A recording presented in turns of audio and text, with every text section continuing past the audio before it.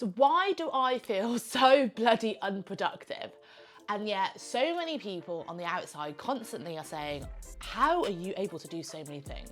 I have been doing this How I Spend My Time series now for a couple of weeks, and it's actually really helped me reflect on how I spend my actual time, and whether I'm productive or not is whether it's all in my own head, like actually checking my output. So I've had some great feedback on the series, but also it's really helped me, and I'm gonna explain why. Because, for example, this week I've had another ton of in-person events and meetings and things like that. So I've been feeling like I haven't got much done. But in reality, I've met so many great people, I've solidified relationships, I've probably met another 20 plus great new people in 1 week, which is pretty amazing. So often you are your own worst critic.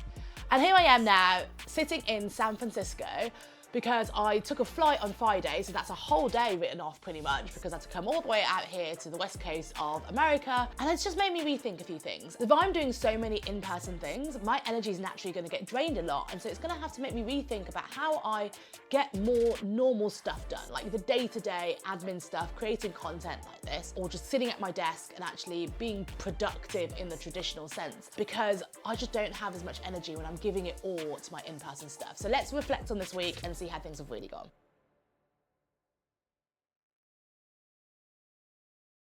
So when I start to think about my achievements, I realise I've done quite a lot of things. So this week I've actually run a TEDx workshop, and that was pretty much fully attended and really good feedback, so that was brilliant.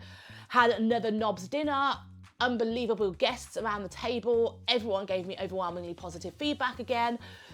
People have been messaging me to ask me about the next dinners and stuff like that, so it's been really great. I got asked to speak at LinkedIn, so I went to the LinkedIn headquarters and delivered a talk on personal branding, which was a pretty cool achievement.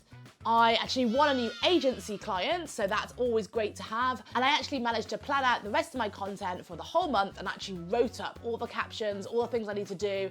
And so I'm really ahead of the curve now with the content, which is, I feel super great about it. So all in all, I've actually achieved quite a lot again. So let's break down those hours and see why I feel so unproductive.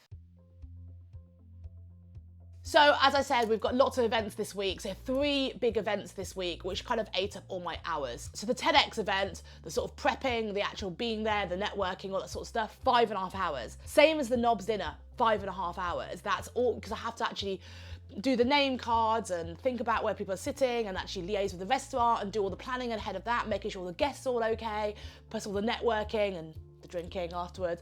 So 5.5 hours for each of those. And even when I was a guest at the LinkedIn event, that took 4.5 hours of my time. And that, I'm not even counting the travel time to and from each of these places as well. That's just the time there spent networking. So obviously delivered a talk, listened to other talks, and then networked and just kind of was there to answer people's questions, which I think is really important as a speaker.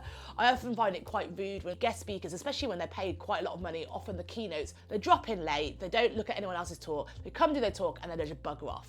I find that a little bit disrespectful. It's like, you know, you're just sort of saying that you're only there to be paid, you're not there to actually find out about your audience. So for me, it's really important I stay around and I network with people, answer people's questions, and just give more back, because people have questions after you deliver a talk. So for me, that was another 4.5 hours. So I also had 2 in-person coffees, the total about 3 hours. I had Zoom calls about 1.5 hours. I had agency work to do, which is about 2.5 hours. Then my standard chess coaching that I do each week, school chess coaching and my private chess coaching, which is 7 hours, 5.5 hours respectively, totaling 12.5 hours. So then let's talk about the nitty-gritty doing stuff, and here's my breakdown of things I've got up to this week while sitting at my desk. I've spent just under an hour reviewing, editing and uploading my YouTube content, 1 hour 46 doing admin, 1 hour 21 doing finances, 1 hour 36 doing team stuff and working with my team, 1 hour 44 prepping chess content and my lessons, and then 6.5 hours spent doing social media content this week. So that's the longest amount of time I've spent doing that, but that was the time I spent on the plane, being a bit productive and managing to bash out some content for the rest of the month. So I feel like that's probably a good hourly thing, but I feel like it was also a bit of strategy in there, so that's why it took longer than expected. So that is a total of 4 hours, 57 minutes of work time. So again, pretty standard week working hours of a week, so not kind of crazy startup hours.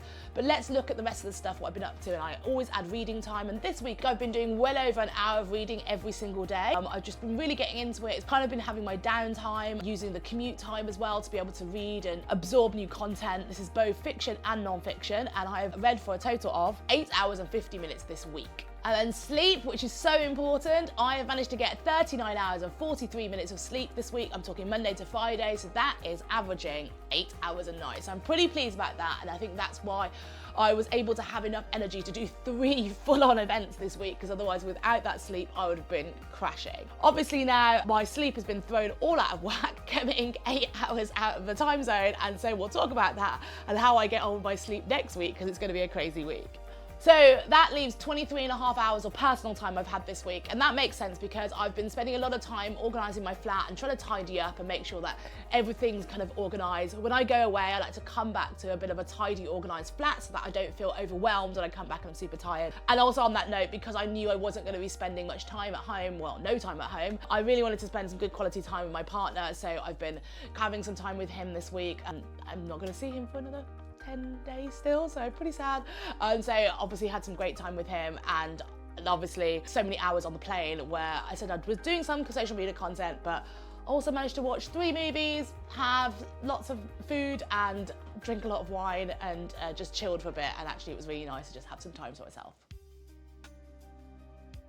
So actually, when I think about it, in all, it's been a good week in terms of what I've achieved. Like I said, I've met so many great people, which is, in business, that's such an important part of what you're doing. And it's something that I'm trying to really preach, is that, you know, go out there and network and build relationships. And I've managed to do that. I've had new relationships, built on existing relationships. So really, I should be very proud of what I've achieved this week. So the question is, why am I so hard on myself? And I think that's it. You're often your own worst critic. And I seem to be like, what is going on? Why can't I feel productive? Because I'm not doing stuff. And I think that is also the way that content's talked about, is that you need to be feeling like you're actually doing something and you're constantly working on things and you're pulling out lots of content. And if you're not doing that, then you're not really producing anything. But just because you can't see that someone's producing stuff on social media all the time doesn't mean they're not working behind closed doors. And I think that actually the people who are less active on social media are the ones who are often busier doing stuff offline. So it is misleading. And so I've kind of got to get this my own narrative at my head that I'm not being productive and I'm actually achieving quite a few great things. But also I think that it shows the importance of delegation, because if I'm out busy doing things, I'm on a flight and I'm offline, then I need to be able to have things going on in the background. And that's why it's so important to have a really good team. And I think that this week, the reason why I felt probably even more unproductive than usual is because I lost one of my most important members of my team, Rochelle, who's been with me for 6-7 years now. And she also had a whole week off, and she was in Italy and enjoying herself, much needed rest and much deserved. But I think because I lost such an integral player of my team, I kind of felt like I was a bit out of whack, and I think that's a really important factor to consider. But also it's clear that I'm spending a lot of time on personal things at the moment, which is important. I'm obviously planning a wedding coming up, and I'm thinking about my future, and I've got lots of personal projects at the moment, and I'm really trying to dedicate some time to making sure I'm there for my friends, I'm there for my partner, and so I think that's so important. And I think it's so easy to kind of dedicate all your time to business, and lots of people say you've got to go all in and you've got to do this, otherwise you're not really serious about your business, and I don't think that's quite right. And I've been really enjoying this personal time because actually it's helped me keep a balance and feel great about it. But I also realised that, for example, the LinkedIn event where I was networking, speaking to so many people, answering questions, I came home and absolutely crashed out. So I think that for next week, I'm going to have to evaluate, thinking, how do I manage my energy loads and my workload while I am doing so many events? I say next week, I mean the following week, because next week's going to be a very interesting one. I am in the States for the whole of next week as well, so it'd be really interesting to see what my week looks like, because I'm supposed to be here doing a bit of work, but actually also on holiday. So the question is, what does a busy business owner do when they're supposedly on holiday? I'm going to try and have a break, but let's see how it works out, and I'll see you guys next week.